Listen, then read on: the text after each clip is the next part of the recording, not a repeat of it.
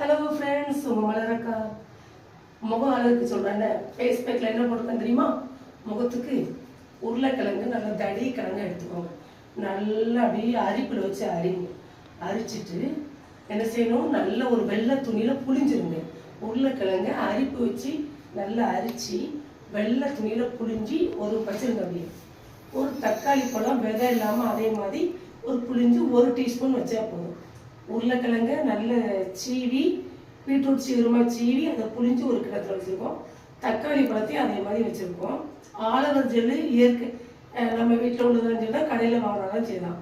அப்போது அந்த உருளைக்கிழங்கு சாறு இருக்குல்ல, அது தெரிஞ்சாப்புல இன்னொரு பாத்திரத்தில் ஊற்றிடுங்க.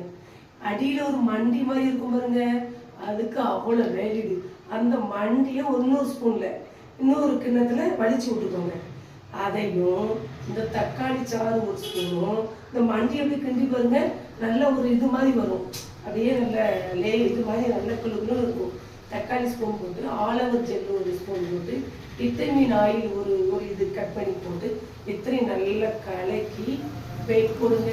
உருளைக்கிழங்கு சாறு அதை தெரிஞ்சது தொடையில கொட்டிடணும். இன்னொரு இடத்துல அந்த மண்டி உருளைக்கிழங்குல சாறு உள்ள கடைசி உள்ள மண்டி, தக்காளி சாறு, ஆலவர் ஜெல், ஒரு விட்டமின் ஆயில் போட்டு நல்லா போட்டு ஃபேஸ் பேக் போடுங்க.